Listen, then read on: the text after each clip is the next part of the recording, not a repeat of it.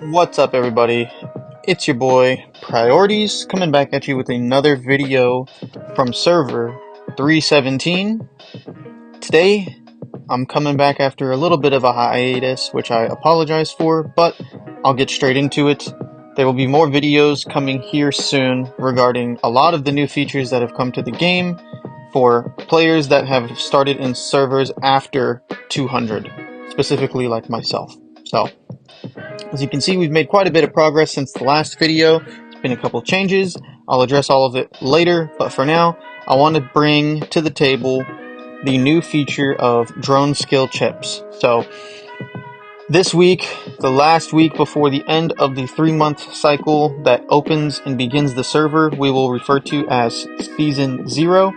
This drone skill chip system is the last system that will be introduced to increase power and kind of change up the game for players. So, with that being said, the first thing I want to say is that the biggest thing that they changed when they added these drone skill chips is that they made a new way for you to earn points specifically on day 1 of the Alliance Duel. You can see it right here. Every Monday, you will earn 2,000 points for every drone skill chip point that you have earned. What does that mean?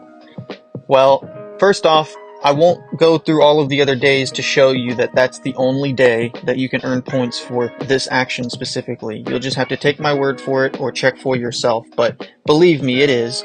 You can still earn the points for opening drone component chests on day 3, Wednesday, as you can see here, which I have done, and that will net you a lot of points on Wednesdays, but is different from the drone skill chip points. So let's get into it, right?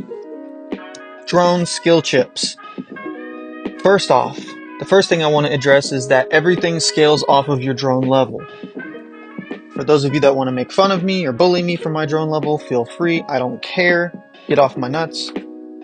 The next thing I want to address is that the components will continue to operate separately from the skill chips. So continue to level them and save the boxes to be opened on Wednesdays, as we have been for the last couple weeks, since they made that change a couple of weeks ago as well. Drone component boxes are no longer to be opened and saved to be merged. The merging of drone components no longer earns you points on day 3. Day 3, you are earned points for opening the boxes. Whether you merge the components or not after that, they don't even care about anymore. So save your boxes and don't open them until Wednesday. Now, regarding the drone skill chips, again, the drone skill chip points you earn are also earned when you open drone skill chip chests. So upgrading your drone skill chips and ascending them or leveling them does not do anything to earn you points during the versus duel. So you can feel free to micromanage your drone skill chips throughout the week as necessary. But do not open your drone skill chip chests. I can't find them because I think I went a little crazy and opened mine already, but I will also real quick point out all of the different places that you can now acquire drone skill chip chests. First place is going to be in this Alliance store, where here you can find rare skill chip chests as well as components. Now these are not necessary for points, but they do help with promoting and leveling your skill chips, which I'll get into later, so they're worth picking up as well. You can also find one here in the honor shop for 50,000 honor badges, similar to the legendary decoration. And then you can also find one epic skill chip chest and several common skill chip chests here in the campaign store as well. So go ahead and try to pick all of those up.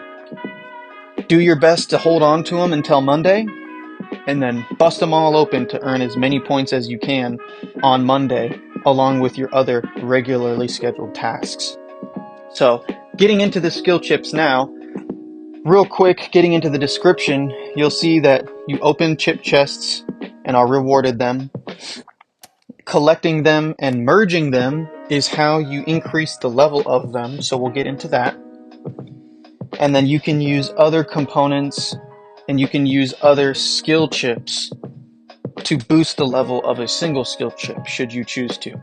This works the same way the equipment does, where you can dismantle and disassemble equipment of lower rarity and use the materials to level up other gear or craft new gear in its place.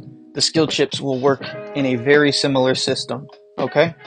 So, as you can see, there are 4 different kinds: the initial move, the attack, the interference, and the defense skills. You can run one of each per loadout, and so each loadout, similar to your garage tech, can be selected before battle for each march, and should also be geared towards whatever march you are running as your primary or secondary march. As you see in this picture, they display an early game tank march, and for most people, your tank march is going to be your primary and strongest march for most of the game until you reach a high HQ or have developed research later into the game. So, it's my recommendation that you build and focus on a tank-centered drone skill chip setup, and I'll show you how you want to do that.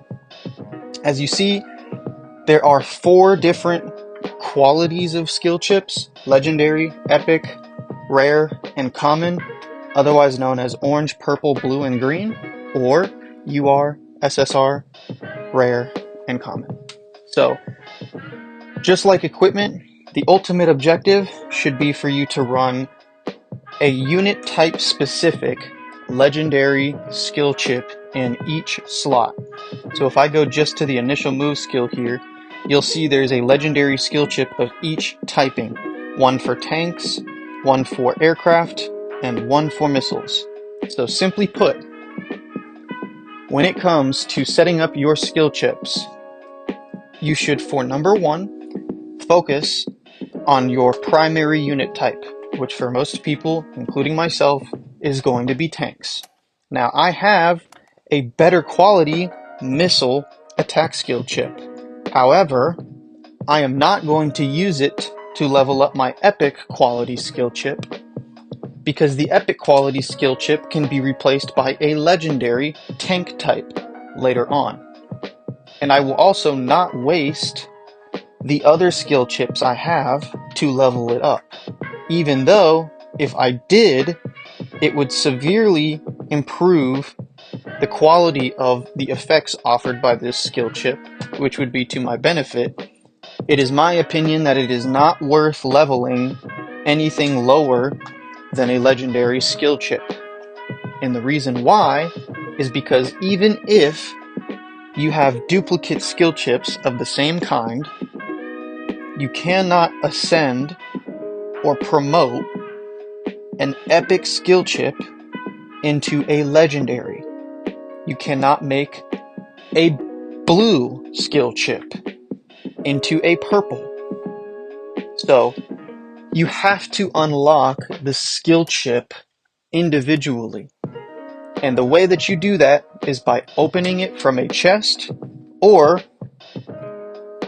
when you save your chests to be opened on Monday for the Alliance Duel, eventually you will earn enough points, as you can see here, to open a legendary skill chip choice chest, which is where you will be allowed to choose from any one legendary skill chip. So, to recap, you can run one of each skill, and you should run the highest quality skill for a specific march that you can.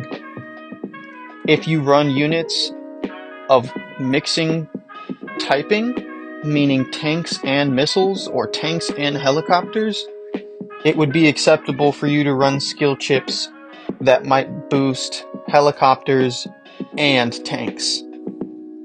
It would not be my recommendation to do this, because I think you should focus on a single typing, but if you are going to run mixed typings, you could also run mixed skill chips. So with that being said, save your boxes for Monday. Focus on a single typing that you can use your extra components to level up once you have acquired a legendary. For instance, I have a legendary missile here, which I will use, but not right now. I could go ahead and level it up, as it would benefit me in the long run, and ultimately I do want to level this skill chip up. However, it is not my priority currently, so I would rather choose to wait and save my upgrade materials for a legendary tank type skill chip I will ultimately unlock at the beginning of next week. So, craft up your skill chips, save your boxes, get a couple of loadouts, and get them ready for each of your marches, and then tune in tomorrow for my video regarding squad formation and composition, because it will pertain to the way that you will want to set up your drone skill chips based on the way that you set up your army. And I will get into it more tomorrow, along with a number of other videos surrounding Desert Storm, as promised, pre-server versus server squad composition and formation, as well as post-SVS formation and composition, and more topics in the future. Again, this has been your boy Priorities. I appreciate the time and the effort. Thank you for watching another video. This has been 317, and I will catch you guys in the next one. Peace!